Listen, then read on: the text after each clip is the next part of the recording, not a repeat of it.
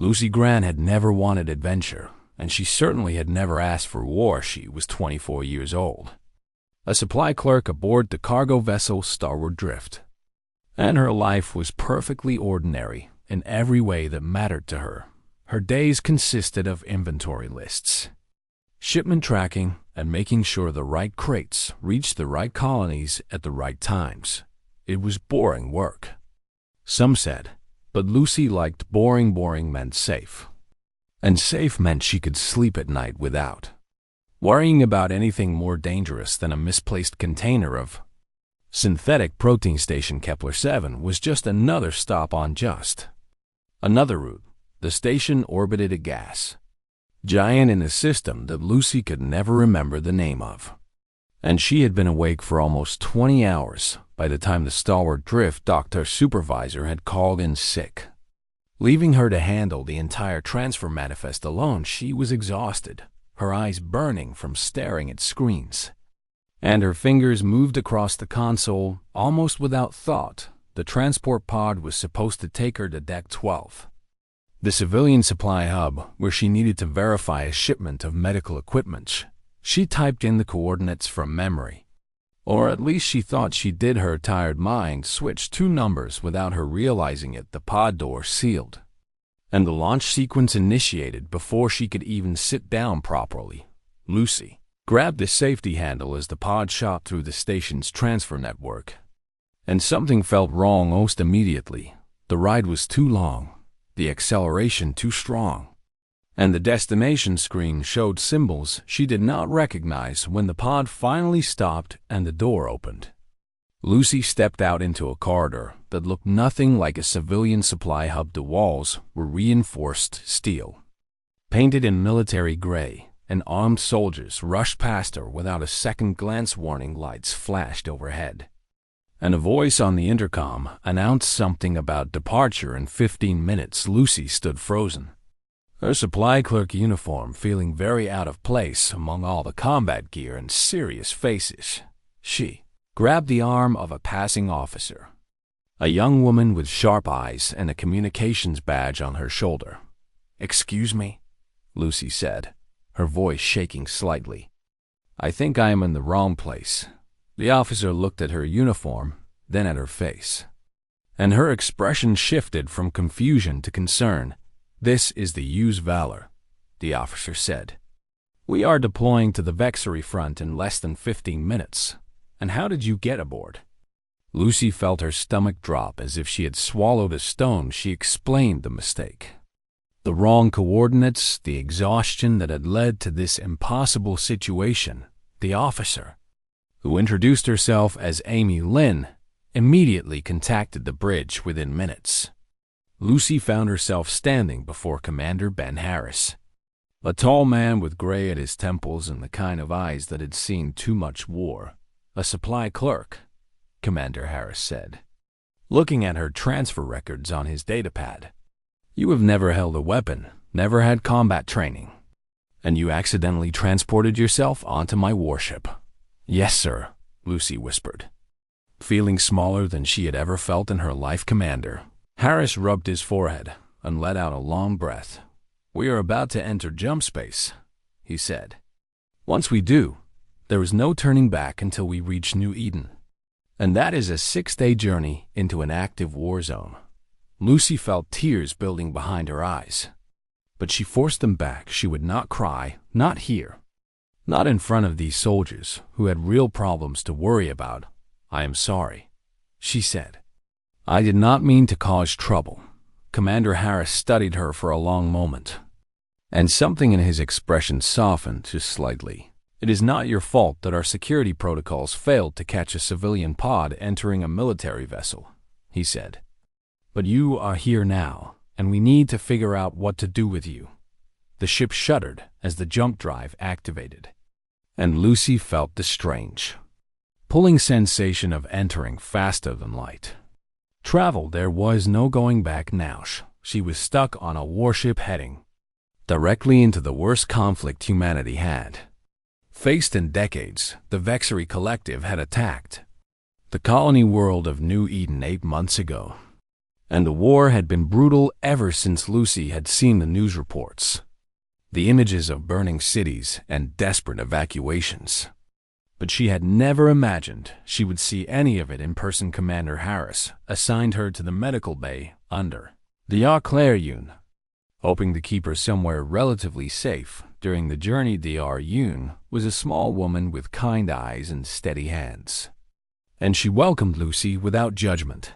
"We can always use an extra pair of hands," Dr. Yoon said, "even if those hands have never held anything more dangerous than a scanner." Lucy spent her first night aboard the Valor. Unable to sleep, she lay in a borrowed bunk, staring at the ceiling, listening to the hum of the ship's engines and wondering how her life had gone so wrong so quickly. She thought about her apartment back on Mars Colony, about her cat named Muffin that her neighbor was watching, about the simple life she had built for herself. All of it felt impossibly far away now. In the morning, she reported to the medical bay and tried to make herself useful. Dr. Yoon showed her the basics of the equipment, the layout of the supplies, and the emergency protocols that every crew member needed to know. Lucy absorbed it all like a sponge. Desperate to be anything other than a burden, she met other crew members throughout the day, and most of them looked at her with a mixture of pity and curiosity. She was the lost civilian, the girl who pressed the wrong button, and she could see them wondering how she would handle what was coming. But there was one Marine who looked at her differently. His name was Kyle Peters, and he was young, maybe only a year or two older than Lucy herself. He did not treat her like a mistake or a problem to be solved. He treated her like a person who had ended up in a bad situation through no real fault of her own. "First time heading into combat?" he asked her in the mess hall on the second day. Lucy almost laughed at the question. "First time on a military ship," she said. "First time off a cargo route, and first time being more than a few hours from a station." Kyle nodded slowly, understanding in his eyes. "You will be okay," he said. "The medical bay is one of the safest places on the ship, and Dr. Yoon knows what she is doing." Lucy wanted to believe him. She really did, but as the Valor carried her deeper into space and closer to war, she could not shake the feeling that nothing would ever be okay again. She had made one small mistake, pressed one wrong button, and now her entire life was about to change in ways she could not possibly imagine. The days aboard the Valor passed slowly, each one bringing Lucy closer to a destination she dreaded. She threw herself into work, helping Dr. Yoon organize the medical bay and learning everything she could about emergency procedures. It was better than sitting alone with her thoughts, better than imagining what waited for them. New Eden. Dr. Yoon was patient with her, explaining things in simple terms and never making her feel stupid for asking questions. The Vexari are unlike anything humanity has faced before, Dr. Yoon told her on the third day. They are insectoid, hive-minded, and they do not negotiate or surrender. Lucy had seen pictures of the aliens on news broadcasts, but hearing about them from someone who had treated their victims was different. Dr. Yoon described wounds that made Lucy's stomach turn, attacks that came without warning, and a war that had already claimed thousands of human lives. "Why did they attack us?" Lucy asked. Dr. Yoon shook her head slowly. "We do not know for certain," she said.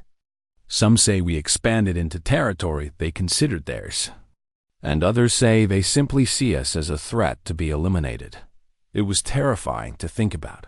An enemy that could not be reasoned with, that would not stop until one side was completely destroyed. Lucy worked harder after that conversation, memorizing the location of every supply cabinet and learning how to assist with basic medical procedures. She wanted to be useful, needed to be useful, because being useful was the only thing keeping her fear at bay. Amy Lin visited the medical bay often, checking on injured crew members and bringing news from the bridge. She and Lucy had formed an unexpected friendship, bonded by the strange circumstances that had brought them together. Amy was smart and quick and had a dry sense of Humor that made Lucy laugh, even when she did not feel like laughing. "The commander has been asking about you," Amy told her on the fourth day. Lucy looked up from the supply inventory she was organizing. "Asking what?" she said. "Whether you are holding up okay. Whether you are causing any problems," Amy said with a small smile. "I told him you have been more useful than half the actual crew members." Lucy felt a warm glow of pride at those words. She had spent her whole life being average, being forgettable, being the person who faded into the background here on this warship. Facing impossible circumstances, she was somehow finding a version of herself she had never known existed. Kyle joined them for meals whenever his duty schedule allowed, and Lucy found herself looking forward to those moments. He told her stories about his training, about his family back on Earth, about the friends he had lost in previous engagements. He never tried to hide the reality of war from her, but he also never tried to scare her unnecessarily. "You have a good head on your shoulders," he told her one evening. "I have seen trained soldiers panic under less pressure than you have faced." Lucy did not feel brave or calm, but she appreciated his kindness. On the fifth day, everything changed. Lucy was in the medical bay, helping Dr. Yoon prepare surgical kits for potential casualties, when Amy burst through the door with urgency written across her face. "We intercepted a distress signal," Amy said, her words coming fast. "A civilian evacuation shuttle crashed on the surface of New Eden, and they are stranded in Vexery-controlled territory." Dr. Yoon stopped what she was doing immediately. "How many survivors?" she asked. 43 confirmed," Amy said, "including at least a dozen children." Lucy felt her heart clench at those words. Children, trapped on a hostile planet with alien monsters closing in on them. It was the kind of nightmare she had never allowed herself to imagine. "Can we reach them?" Lucy asked. Amy's expression was grim. "The commander is working on a plan," she said, "but the situation is complicated, and we are still a day out from the system." The next 24 hours were the longest of Lucy's life. She helped prepare the medical bay for mass casualties, learned how to operate the emergency stretchers, and tried not to think too hard about what was happening to those stranded civilians. The crew moved with purpose now. Everyone focused on the mission ahead. Lucy could feel the tension in the air, the weight of what they were about to face pressing down on everyone. She found Kyle in the armory, checking his weapon for what must have been the 10th time. "Are you scared?" she asked him. He looked at her with honest eyes. "Every time," he said. "Anyone who says they are not scared is either lying or crazy." "How do you do it then?" Lucy asked. "How do you keep going when you are so afraid?" Kyle was quiet for a moment, considering his answer. "I think about the people who need help," he said finally. "The fear does not go away, but it gets smaller when you focus on something bigger than yourself." Lucy thought about those 43 civilians, those 12 children, waiting for rescue on a planet overrun with monsters. She thought about how afraid they must be, how hopeless everything must seem to them, and somewhere deep inside her, something shifted. She was still terrified, still wished more than anything that she had never pressed that wrong button. But for the first time since arriving on this ship, she felt something other than fear. She felt determination. The Vala dropped out of jump space on the morning of the 6th day, and Lucy stood at a viewport watching New Eden grow larger in the distance. It was a beautiful planet, blue and green like Earth in the old pictures. But even from orbit, she could see the scars of war smoke rose from burning cities, and flashes of light marked ongoing battles on the surface. Commander Harris addressed the entire crew over the ship's intercom. "This is it," he said, his voice steady and strong. "We have 43 civilians counting on us, and we are not going to let them down." Lucy listened to his words and felt them settle into her bones. She was not a soldier, not a hero, not anyone special, but she was here, and she was going to do whatever she could to help. The Valor moved toward the planet, and Lucy Grant moved with it, ready to face whatever came next. The battle began before Lucy was ready, though she suspected no amount of preparation could have truly made her Redivectory ship swarmed out of the planet's shadow, like angry insects. Their strange organic vessels moving in patterns that seemed almost alive. The Valor shook with the impact of the first weapon strike, and Lucy grabbed the edge of a medical bed to keep from falling. Daryun shouted orders to the medical staff. Preparing for the casualties that would soon arrive, Lucy did everything she was told. Moving supplies, setting up emergency stations, trying to keep her hands steady, even as the ship rocked around her. The sounds of battle were worse than she had imagined. Explosions and alarms and the distant thunder of the Valor's weapons firing back at the enemy wounded soldiers began arriving within the first hour. Carried in by their comrades or stumbling through the doors on their own, Lucy helped wherever she could, holding pressure on wounds, fetching supplies, speaking calm words to frightened young men and women who had never expected to bleed like this. She saw things that would stay with her forever. Injuries that made her want to look away, pain that made her want to cry.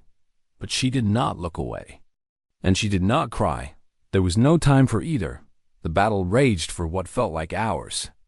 And then the worst news came over the intercom. Hull breach on Deck 7, the announcement said.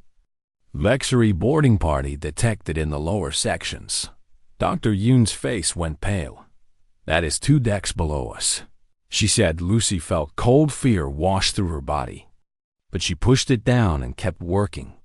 There were still patients who needed help, still lives that depended on her staying focused. Then the lights went out. Emergency red lighting flickered on a moment later, casting everything in a bloody glow. Medical equipment began beeping warnings as power fluctuated throughout the bay. The main power conduit must have been hit, Dr. Yoon said. We are running on emergency backup, and that will not last long.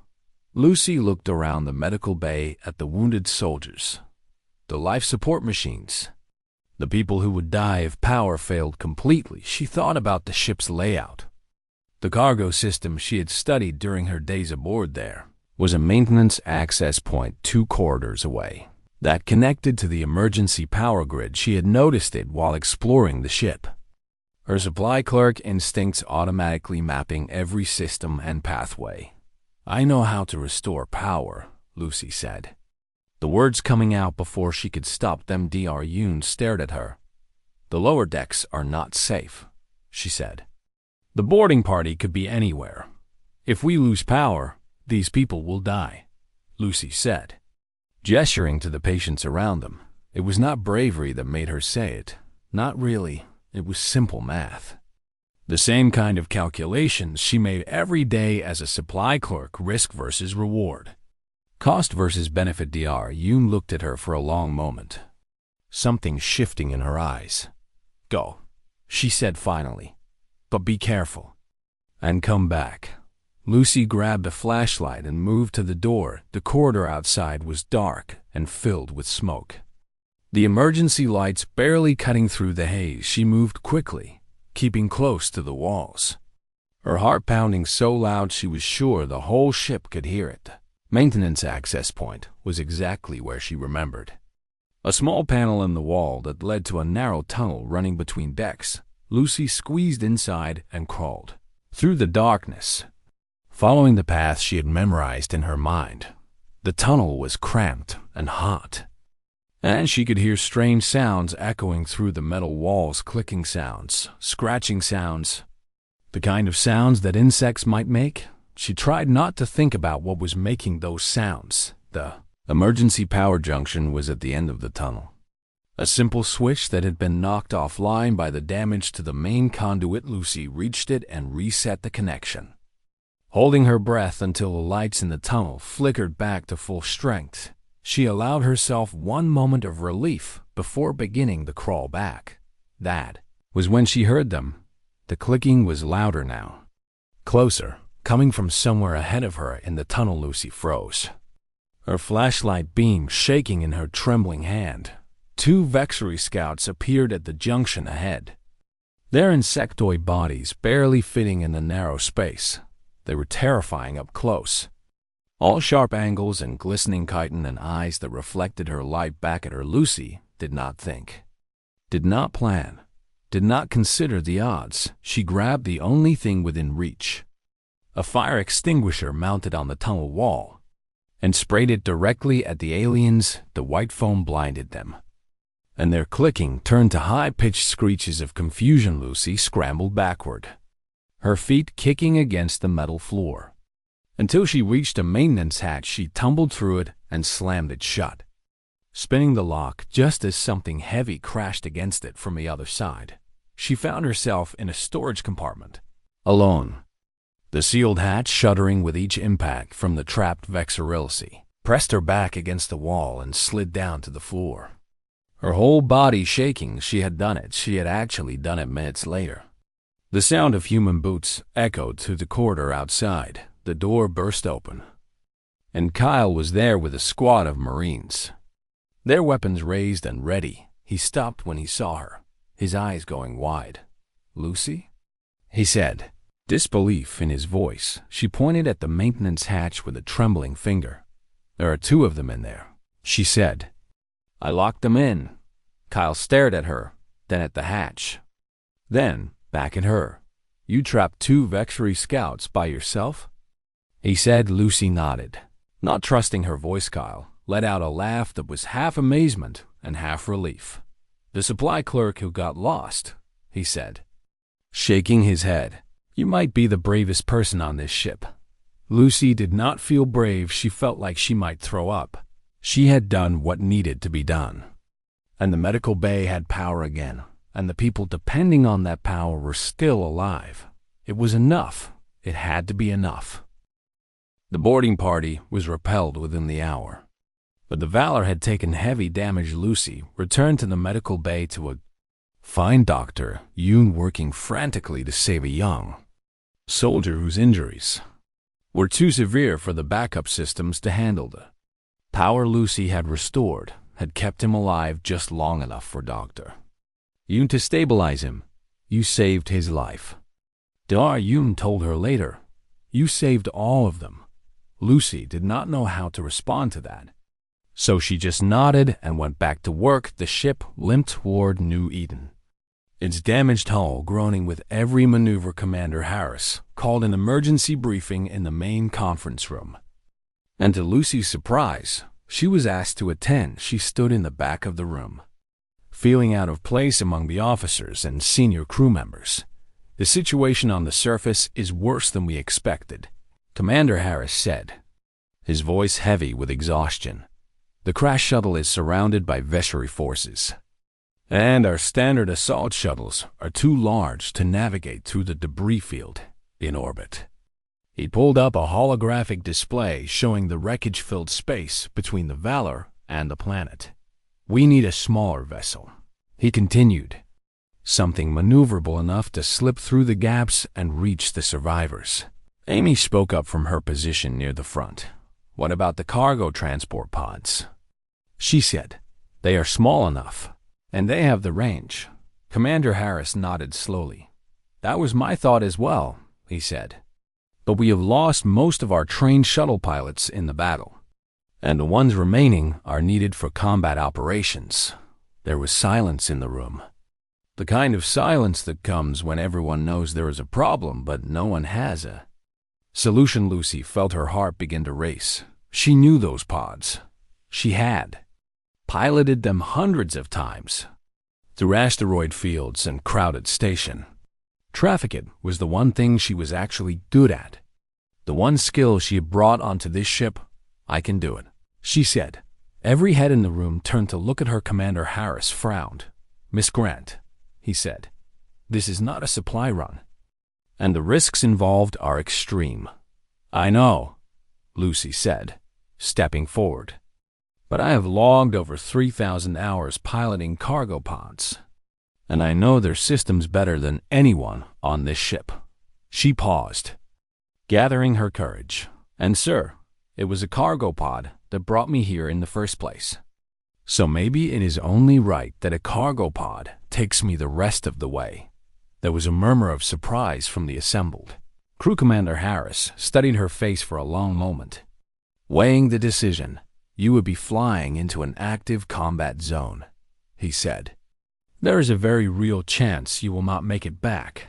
Lucy thought about those 43 civilians. Those children, waiting for rescue. She thought about the fear they must be feeling, the hope they must be losing with every passing hour. I understand, she said. But those people need help, and I can help them. Amy stepped forward. I will go with her, she said. I can provide communication support and navigation assistance. Commander Harris looked between the two young women, and something in his expression shifted. Very well, he said finally. Prep the pod for launch in 30 minutes. The next half hour was a blur of activity. Lucy checked and rechecked every system on the small transport pod, while Amy loaded emergency supplies and communication equipment. Kyle found them in the launch bay, his face tight with worry. You do not have to do this, he said to Lucy. Yes, I do, she replied. Those are children down there, Kyle, and I can help them. He nodded slowly, understanding in his eyes. Come back, he said. That is an order. Lucy smiled despite her fear. I am a civilian, she said. You cannot give me orders. Then it is a request, he said. From a friend. The pod launched into the chaos of the orbital battlefield, and Lucy gripped the controls with white-knuckled hands. Debris tumbled past the view screen.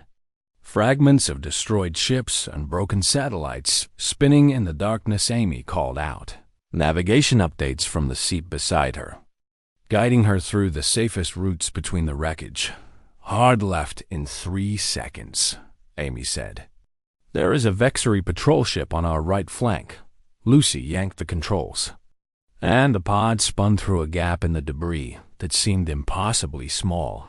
Her years of experience kicked in, her body moving on instinct while her mind calculated trajectories and speeds. They entered the planet's atmosphere in a streak of fire, the pod shaking violently as it cut through the air. The surface of New Eden spread out below them, and Lucy could see the crash shuttle in the distance, a dark shape surrounded by moving figures. Vexery forces are converging on the crash site, Amy reported, her voice tight with tension. We have maybe 20 minutes before they overwhelm the survivors. Lucy pushed the pod faster, ignoring the warning lights that flickered across her console. They landed hard beside the crash shuttle, and Lucy was out of her seat before the engines had fully powered down. The survivors rushed toward them, desperate hope in their eyes. A woman carrying a small child reached Lucy first, tears streaming down her face. Thank you, she kept saying. Thank you, thank you, thank you. Lucy helped load the wounded into the pod, while Amy coordinated with the Valor for extraction support. There were too many people and not enough space, and the Vexery were getting closer with every passing second. We cannot fit everyone, Amy said, panic creeping into her voice. Lucy looked at the approaching alien forces, then at the frightened faces of the civilians around her. I will draw them away, she said. Amy grabbed her arm. That is suicide, she said. Not if Kyle gets here in time, Lucy replied. Call him, tell him to bring his Marines, and I will keep the Vexery busy until they arrive. Before Amy could argue, Lucy activated the crash shuttle's emergency beacon and sprinted toward the wreckage. The Vexery took the bait, turning away from the transport pod to pursue the signal. Lucy ran through the twisted metal of the crash shuttle, her lungs burning, her legs screaming. The aliens were faster than her, but the wreckage slowed them down, and she knew these kinds of corridors better than they did. She had spent her whole life navigating tight spaces and cramped cargo holds. The Vexery clicked and screeched behind her, getting closer with every second. Lucy turned a corner and found herself at a dead end. Nothing but twisted metal and darkness ahead. She spun around to face her pursuers, her heart pounding in her chest. This was it. This was where her story ended. Then The sky exploded, drop pods slammed into the ground around her, hatches bursting open to reveal Kyle and his Marines. Weapons blazing, the Vexery scattered under the assault. Their formation broken by the sudden attack. Kyle reached Lucy and pulled her behind cover, his face fierce with determination. "I told you to come back," he said. "I am still here." She replied. "That counts," he said, and then he was firing again, driving back the aliens that had nearly ended her life. The battle was short and brutal, and when it was over, the Vexery were in retreat, and every single civilian had been loaded onto rescue craft. Lucy stood in the middle of the battlefield, covered in dirt and sweat and the strange ichor of alien blood. She had done it against all odds, against every expectation. She had done it. The evacuation was a success that would be talked about for years to come. All 43 civilians were rescued, including every single child. Kyle's Marine squad had suffered injuries during the battle, but not one of them had lost their life. It was the kind of miracle that soldiers rarely witnessed, and everyone knew who to thank for it. Lucy spent the hours after the rescue in the medical bay, helping Dr. Yoon treat the wounded civilians. There was a little girl named Emma who had been on the crash shuttle, and she refused to let go of Lucy's hand. "You are the one who saved us," Emma said, her eyes wide with wonder. "The soldier said you flew through the fire to reach us." Lucy did not know what to say to that. She had not thought of herself as saving anyone. She had just done what needed to be done, the same way she had always approached her work. But looking into that little girl's eyes, she began to understand that sometimes doing what needed to be done was exactly what saving people looked like. The battle for New Eden turned in humanity's favor over the following days. Reinforcement fleets arrived from neighboring systems, and the Vexery were pushed back from the colony's main population centers. The war was far from over, but for now, the people of New Eden were safe. Lucy watched the reports from the ship's observation deck, still struggling to process everything that had happened. Amy found her there on the third day after the rescue. "The commander wants to see you," she said. Lucy followed her to the bridge, where Commander Harris waited with a formal expression on his weathered face. The entire senior staff was present, along with Kyle and several other crew members who had been part of the rescue operation. "Miss Grant," Commander Harris said, "please step forward."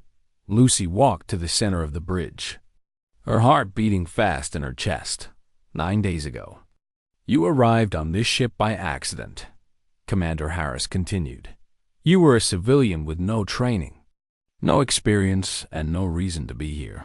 He paused, and his expression softened.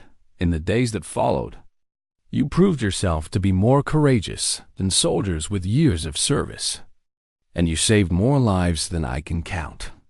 He reached into a small box that an aide handed him and removed something that gleamed in the bridge lights.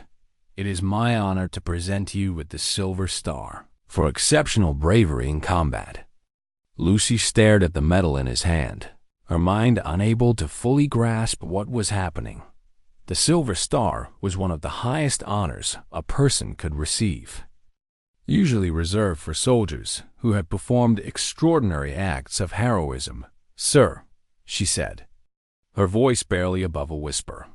"I am not a soldier," Commander Harris smiled. "No," he said.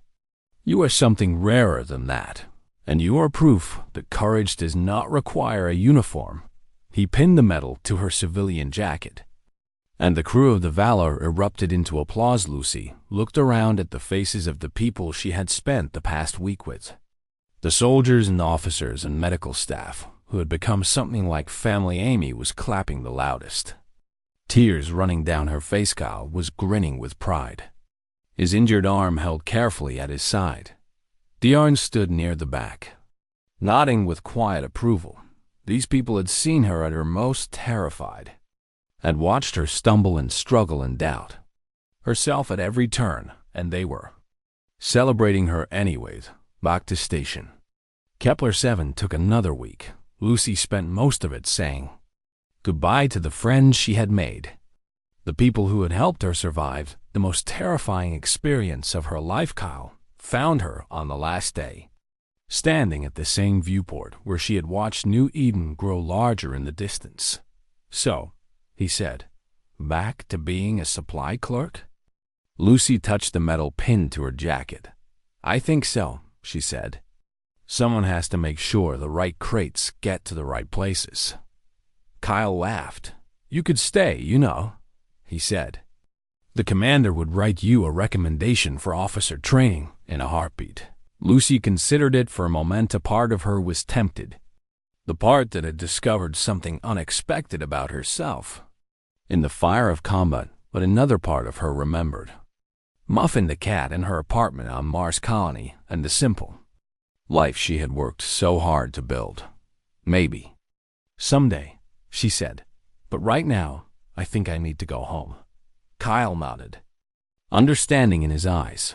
"Keep in touch," he said, "and try not to press any more wrong buttons." Lucy smiled. "I will check the coordinates twice from now on," she said. The transport pod that carried her back to station Kepler 7 was the same type that had started this whole adventure. Lucy checked and rechecked the destination before launching. Just as she had promised, the ride was smooth and uneventful. Exactly as it should have been. She returned to the Starboard Drift 3 weeks after she had left it, and her supervisor stared at her like she had risen from the dead. The news of what had happened aboard the Valor had spread through the cargo fleet, and everyone knew the story of the supply clerk who had accidentally gone to war. Lucy went back to work, tracking shipments and managing inventory, and doing all the boring things that had once defined her life. But nothing felt quite the same as it had before. She found herself checking emergency protocols more carefully, organizing medical supplies with extra attention, volunteering for the difficult runs that other clerks avoided. The medal sat in a drawer in her quarters, taken out only when she needed to remember that she was capable of more than she had ever imagined. 6 months after returning to civilian life, she received a message from Kylie, had started a tradition aboard the Valor. He told her every new crew member was told the story of the supply clerk who wandered onto a warship and became a hero. They called it the Lucy Grant story, and it had become a reminder that courage could come from the most unexpected places. Lucy read the message 3 times, tears building behind her eyes. She had spent her whole life being ordinary, being forgettable, being the person who faded into the background. But now she was a story that would be told for years to come, a legend that would inspire soldiers she would never meet. At the end of the message, Kyle had written something that stayed with her.